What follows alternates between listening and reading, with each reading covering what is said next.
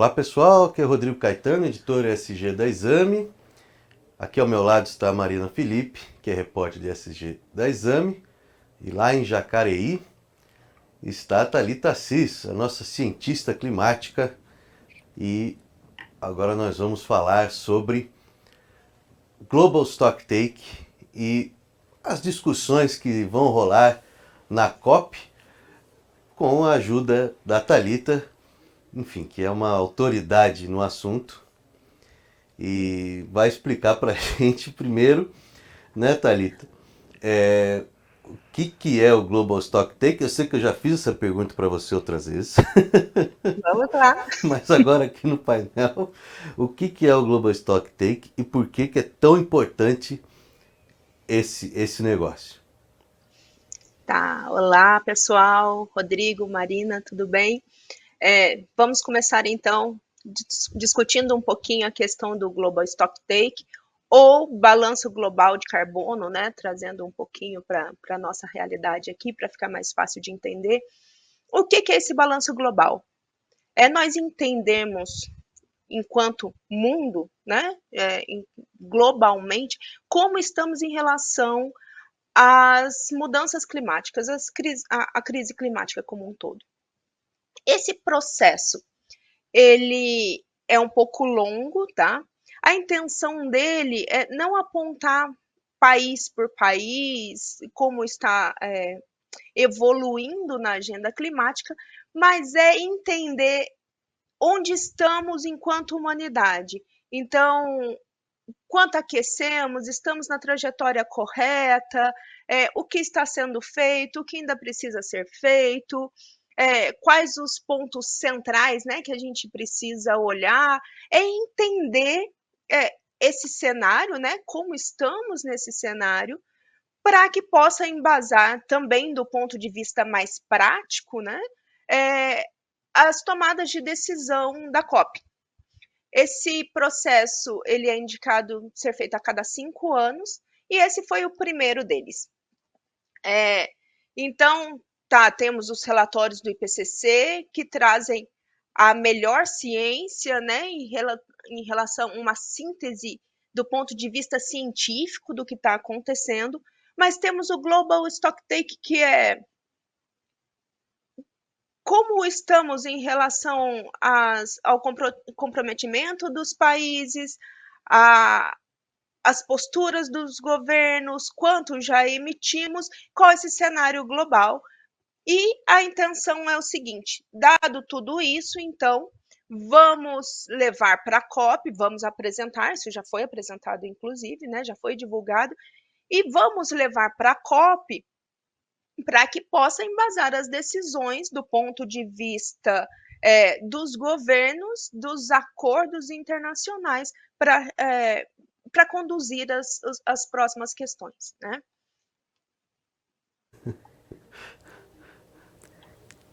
No- A expectativa, né, Thalita, que mesmo com que as coisas sejam feitas, as emissões continuam subindo, né? Como que a gente pode entender esses resultados dos estudos que saíram recentemente? Tá. Vamos lá, Marina. Temos duas questões aí. A primeira é que evoluímos, a segunda é que nem tanto. Né? Então, sabemos todos disso. Então, esse processo ele é longo, ele passa por uma fase de coleta de dados, depois de análise de dados. Em setembro, agora, a gente teve a divulgação da síntese desse relatório e agora ele vai ser realmente apresentado pelas autoridades, né, pelas partes dos países na COP, e a partir da quais dessa síntese, eles vão tentar evoluir, tomar decisões, ou melhor, eles podem se apoiar nessas decisões para conduzir os acordos e os próximos passos. O que diz esse relatório agora? Estamos muito acima das emissões do que a gente pretendia estar para esse momento. Então, o que está sendo feito não está sendo suficiente. Então, a gente tem algumas questões aí. A primeira é essa: muito foi feito, o que você perguntou, não o suficiente. Então, por que estamos nessa condição? Por que continua subindo? Porque não estamos fazendo o suficiente. Tá? Esse é o primeiro ponto. O segundo, temos condições, sim, já tecnológicas de fazer as transições necessárias. Então, para todos os setores, e isso já vem sendo apontado também em PCC, no último relatório, a gente já tem condições, essa é a notícia boa. Em todos os setores, a gente já tem mecanismos que podem auxiliar. Mas, é claro, a transição tem seus desafios, ela está sendo feita num ritmo muito menor do que se esperava, ou não do que se esperava, mas do que seria necessário, mas ela já começa a colher seus frutos à medida em que, a hora que a gente olha com calma, né, com menos alarmismo, em relação ao que se tinha em 2010, o que se esperava em 2010, quando começou, né, as articulações e teve esse primeiro panorama, a gente já conseguiu reduzir bastante o ritmo desse aumento. Suficiente? Não. Tá? Então, a gente tá falando em quase 1,5 grau, né? Então, vamos lembrar lá, a gente tinha 1,5 grau de meta, e a nossa meta era 1,5 grau de limite de aquecimento. E a gente está quase chegando nesse 1,5 grau como meta mesmo, né? Porque a gente está quase alcançando 1,5 grau de aquecimento. Então, A meta, sim, é urgente. a meta era A meta era era 1,5 grau até 1,5 até grau, 2000 e a gente está quase Estão quase alcançando batendo a ele meta. agora. E aí começa a se falar em 2, é isso? Começa a se falar em 2 graus. A gente começa a... Tem uma frase muito importante do IPCC, que é cada 10º de grau importa, né? Então, a meta é o quanto menos a gente conseguir. Quanto menos a gente chegar, ultrapassar esse 1,5 grau, melhor para a gente. Porque a gente já está colhendo as consequências das mudanças climáticas. Então, assim, foi um pouco que surpresa para 0 pessoas, né? A questão de a gente já ter aquecido tanto na média, e a gente já está colhendo os frutos disso. Mas a gente sim está começando a falar em 2 graus, porque é o que a gente está começando a enxergar como viável. Né? Que não era o que a gente queria, mas é onde a gente está mais próximo. A gente passar, acho que para falar de adaptação e justiça climática, eu queria só esclarecer um ponto aqui que eu fiquei com uma dúvida, que é o seguinte. Tá? Você disse que nós já temos soluções, ou seja, essas soluções são essas questões, por exemplo, hidrogênio verde, né, outras formas, quer dizer, que fala muito, inclusive, com o setor privado, né? Nós já temos isso, é uma questão de investir, né? É uma questão de investimento. É claro que não está tudo pronto, tá? O que eles falam que já temos soluções, já temos tecnologia suficiente para chegar nas soluções que a gente precisa. Mas é claro que os desafios são muitos, e não é barato, requer investimento. E, Rodrigo, já que você colocou a questão da iniciativa privada, eu estava pensando hoje mais cedo. Toda vez que a gente vai falar das empresas, a gente coloca 2 riscos, né, em relação às mudanças climáticas, que são motivações para que as empresas abordem o tema e olhem para o tema da crise climática, e são os riscos físicos e os riscos transacionais. Os riscos físicos, eles são aqueles que a gente está sentindo, né? Por exemplo, o Brasil, esse ano, é muito claro para a gente falar de mudanças climáticas, principalmente de aumento de incidência de extremos. Então, a gente está sentindo isso na pele. A gente sente risco físico no aumento de ocorrência de enchentes, ocorrência de secas, ondas de calor, inundações. Tudo isso a gente está sentindo, e esse é um risco físico que as empresas também estão sofrendo, principalmente se a gente olhar para o Brasil, para o agro, por exemplo, a gente está sendo fortemente impactado por isso, né? E os riscos transacionais eles são aqueles ligados às mudanças, né? Então, a mudança de legislação, de regulamentação por parte dos governos, e os riscos ligados ao comportamento do consumidor. Né? Então, meu consumidor está mudando o comportamento dele, está exigindo que eu olhe para essas mudanças climáticas, então eu vou fazê-lo, eu vou prestar atenção nisso daqui, olhar isso aqui com mais cuidado. Ou vai ter mudanças no governo, em resoluções, em diferentes esferas, e eu vou me adaptar aqui. Mas o que eu fiquei me questionando hoje mais cedo é se as empresas não estão ajudando muito mais, baseadas nesses riscos e principalmente no risco físico, a fomentar essas mudanças no governo e nos consumidores. E eu acho isso muito positivo. Porque toda vez que a gente vai para a COP, a gente vai com esse poço de incertezas, né? Trouxemos todos os subsídios em termos de ciência, em termos de dados, do que precisa ser feito, e a gente anda muito lentamente, muito pouco consegue. Essa agenda tem avançado em passos muito lentos, e é claro, né, porque a gente está olhando soluções globais.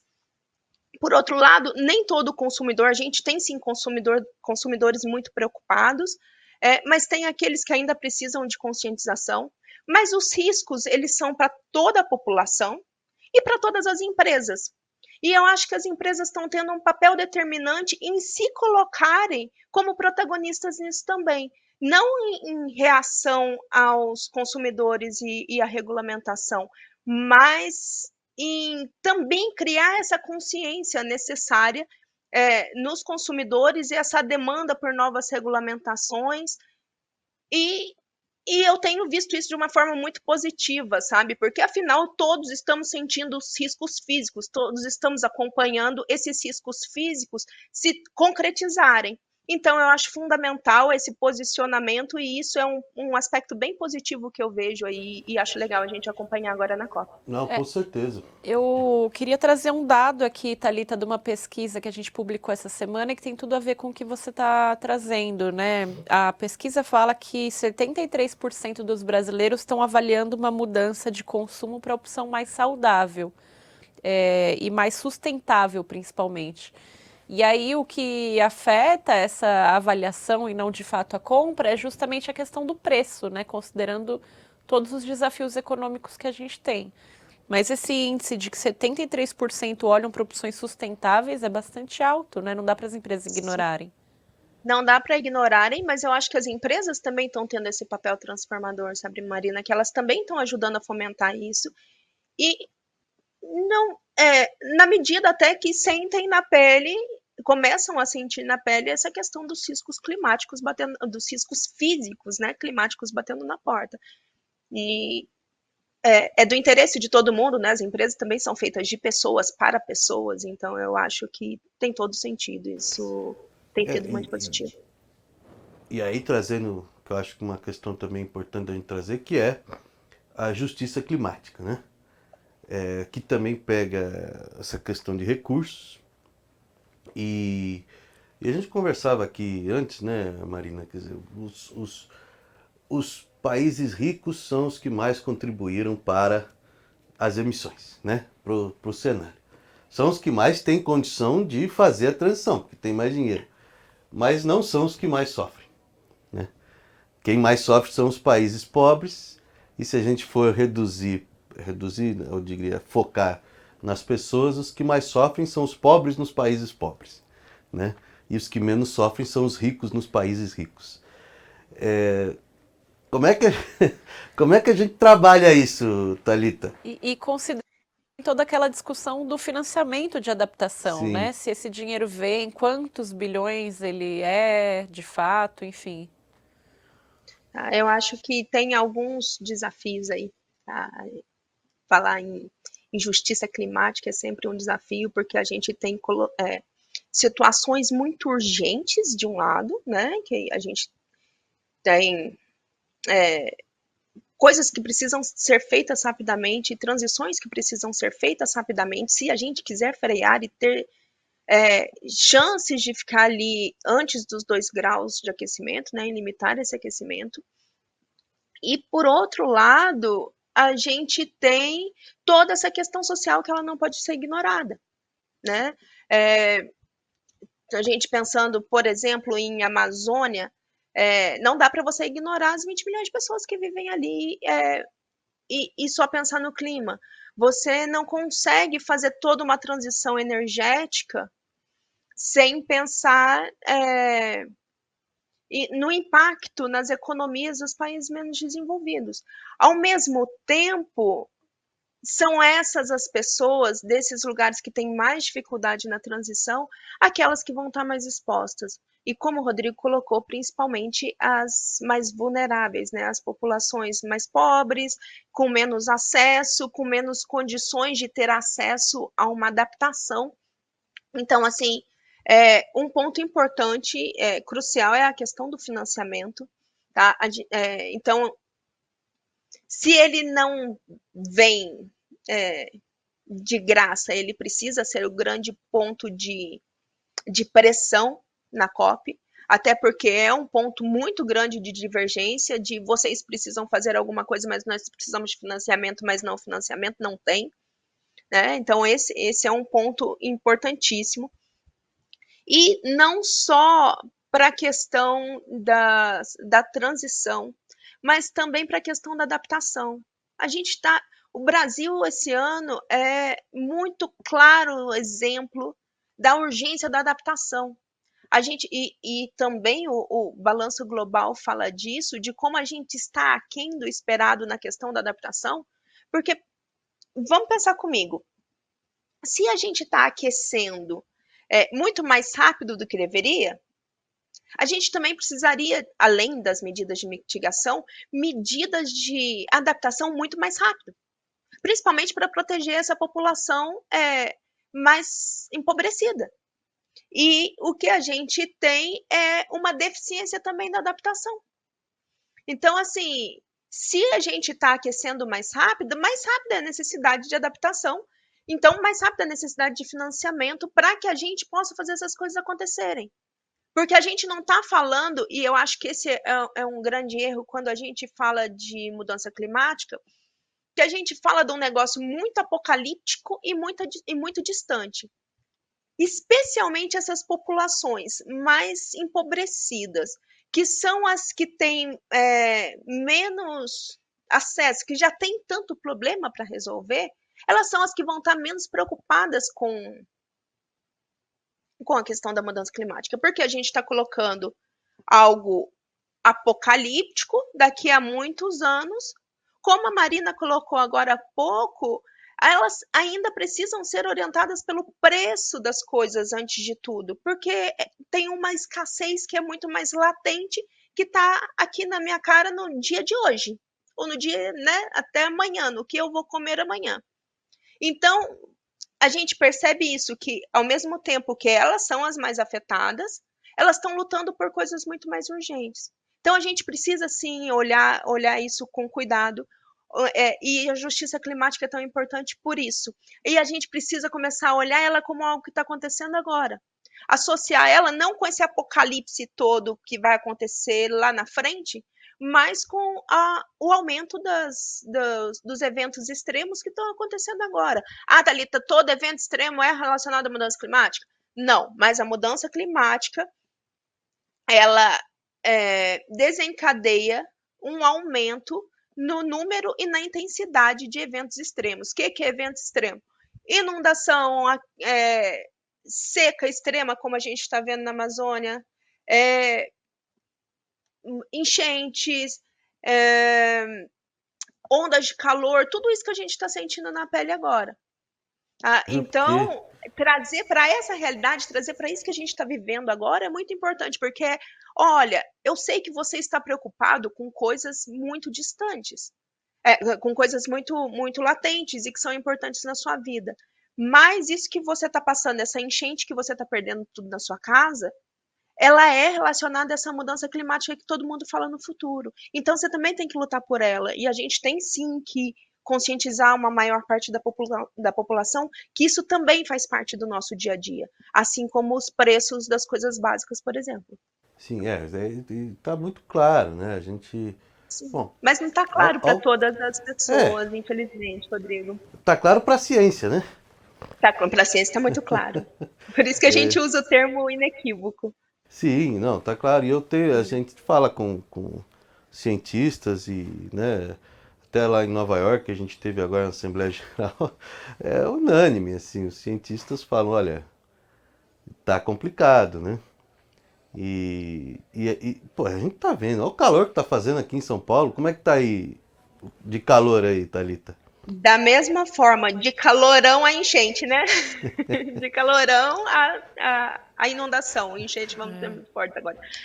Um ponto importante também que eu queria colocar aqui é que é a questão do petróleo, que ela evidencia muito a questão de justiça climática, de velocidade da transição e da importância de equacionar os diferentes interesses, né?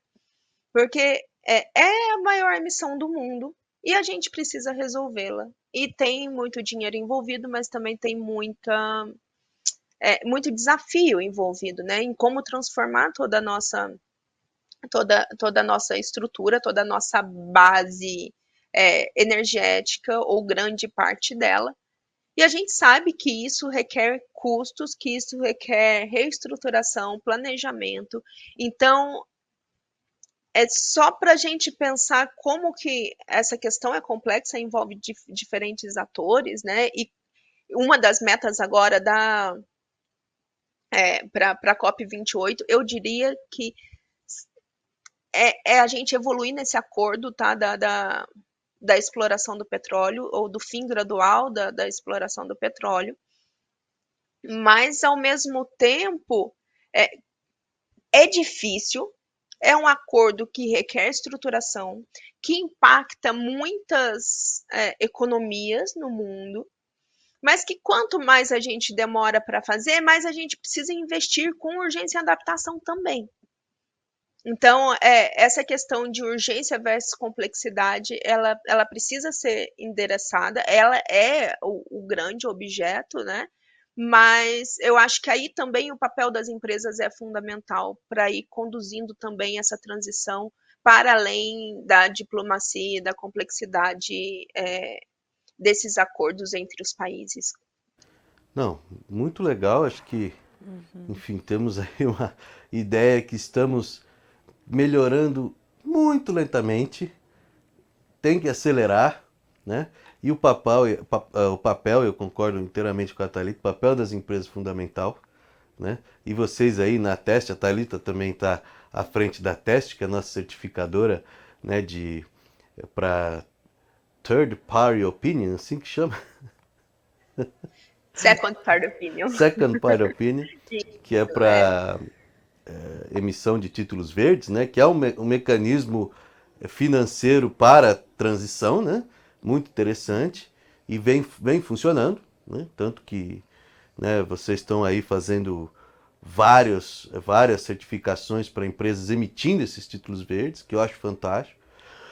E eu acho que na COP é isso, nós vamos lá ver o que os governos vão fazer, como é que vamos chegar nesse acordo. Acho que o grande desafio é que são muitos os temas, né? Quando a gente fala de COP, de mudanças climáticas, a gente citou aqui várias questões, né? Desde o petróleo, as emissões, questões de hidrogênio verde, transição energética, justiça, são muitos os temas. Então, acompanhar como que vai andar cada uma dessas frentes e como que tudo isso vai ser baseado em ciência, né? Acho que isso é essencial. sim, porque a gente tem já muita clareza na ciência do que está acontecendo. Eu acho que a gente está esbarrando agora no como fazer, né? Que é um grande. Já superamos um grande desafio, ou claro que a ciência vai evoluindo, mas é um desafio que já está muito mais maduro, mas o como fazer, como equacionar as diferentes questões, principalmente em relação à justiça climática, é o grande desafio de agora, e eu acho que é isso que a gente precisa acompanhar na COP. E o Rodrigo colocou super bem a questão dos títulos verdes, dos títulos sustentáveis como um todo, que são mecanismos, pensando nas empresas, de financiamento também, né, uma forma de financiamento para essas questões, não somente verdes, mas sociais, de transição energética, que podem ser ferramentas importantes também nesse cenário todo, né? Legal. Thalita, muito obrigado. Obrigada, E Thalita. Obrigada. foi um Eu prazer. que agradeço. E o como fazer sempre foi um problema pra gente, né, Mar? A gente tinha essa coluna no impresso, né, que era o como fazer. O desafio as empresas conseguirem contar ali como que elas estavam resolvendo um problema e, mais do que isso, influenciar o setor, né? Acho que não é diferente no tema das mudanças climáticas. Piadinha interna aqui. Tá, muito obrigado. Olha, foi super bom, sempre muito didática, muito precisa na ciência. Eu convido a todas as empresas que estão nos ouvindo a conhecerem a Ateste, que hoje é a certificadora que mais cresce no mercado, certamente. E o trabalho da Thalita é de primeira. E é isso. E acompanhar a nossa cobertura de COP aqui, com um mini documentário no YouTube, publicação exclusiva nas redes sociais, como o Instagram do Exame SG, notícias no site. Acho que tem bastante coisa aí pela frente. Vai ter bastante conteúdo. Legal, gente. Até a próxima. Até mais, obrigada.